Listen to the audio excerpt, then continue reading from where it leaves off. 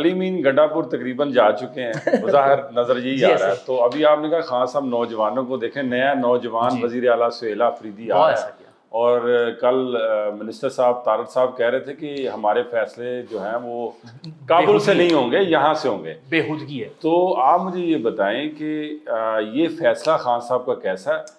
ہمیشہ کی طرح آپ نے پاؤں پہ کلہاڑا مارا ہے یا واقعی میں آپ دیکھیے نا، سہیل آفریدی بہت اچھی مثال ہے. جو ہم ایک آئیڈیلزم کی بات کرتے ہیں نا، ان پہ بہت سارے الزامات اور باتیں ہو رہی ہیں، میں بہت تحقیق میں نے نہیں کی، لیکن بظاہر ایک نوجوان، ایک پڑھا لکھا نوجوان، وہ جس نے واقعی ایک اسٹوڈنٹ تنظیم سے ISF سے اپنا کام شروع کیا. اس میں 2-3 خلا ہیں، بظاہر بالکل آئیڈیالوجی کے حد تک بہت شاندار. ایک پرابلم یہ ہے کہ خان صاحب نے چونکہ کوئی نظام یا ادارہ نہیں بنایا تھا، تو سہیل آفریدی ایک سسٹم سے گزر کر نہیں آیا. بالکل ٹھیک ہے.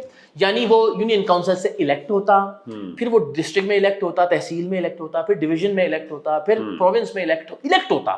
نامزدگی نہیں ہوتی نا. جب آپ الیکشن لڑتے ہیں نا تو آپ ایک جمہوری پروسیس سے گزرتے ہیں، لوگوں کو ساتھ لے کر چلنا آپ کو آتا ہے، آپ سیکھتے ہیں لوگوں کے رویوں کا جواب دینا، بہت ٹریننگ ہوتی ہے بطور لیڈر آپ کی. تو ایک تو یہ بنیادی پرابلم کہ سہیل آفریدی صاحب کو ایک سسٹم سے نہیں گزارا گیا. اگین ان کی ذات کے حوالے سے، ایک پرسونا کے حوالے سے آئیڈیل پرفیکٹ.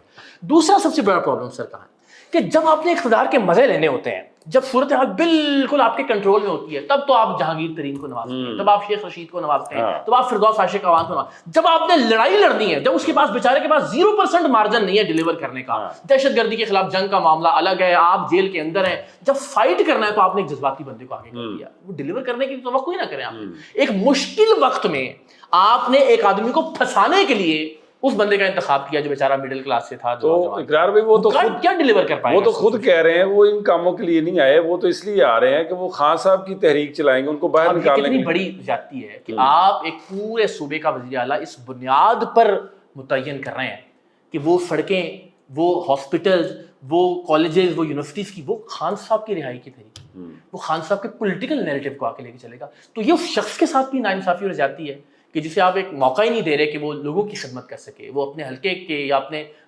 صوبے کے عوام کی کو خدمت کر سکے. اور آپ اس سے یہ توقع کی نہیں، آپ نے اس کی قابلیت کی بنیاد پر اسے نہیں لگایا. اس کا مطلب ہے آپ نے اس کی وفاداری کی بنیاد پر اسے لگایا، کیونکہ آپ اس سے یہ توقع کر سکتے ہیں کہ وہ آپ کی لڑائی لڑے گا. سر جب تک یہ ہم شخصیات اور خاندانوں کی کرسی یا اقتدار کی لڑائی لڑتے رہیں گے، نوجوان ان لیڈرز کے نعرے جیوے اور آبے آبے کے لگائیں گے، نوجوان جب تک ان کی گاڑیوں کے پیچھے بھاگیں گے، جب تک نوجوان ان کی کرسیوں کی لڑائی لڑیں گے، جب یہ کہیں گے کہ جرنیل اچھے ہوتے ہیں تب کہیں جی جرنیل اچھے ہوتے ہیں، جب کہیں جی جرنیل میر جعفر اور میر صادق ہوتے ہیں تب کہیں جی جرنیل میر جعفر اور میر صادق ہوتے ہیں، تب تک یہ معاملہ ایسے چلتا رہے گا. نوجوان جب اپنے اندر کی لیڈرشپ کی صلاحیتوں کو نہیں نکھاریں گے، خود آگے نہیں آئیں گے. میں تو کہتا ہوں کہ میں تقریباً میں بھی اشرافیہ کا حصہ ہوں جو ملینز میں پیسے کماتا ہے، جو ساری دنیا گھومتا ہے، جس کا 2 کنال میں گھر بن رہا ہے جو 30-40 کروڑ روپے کا ہے لاہور کے DHA میں.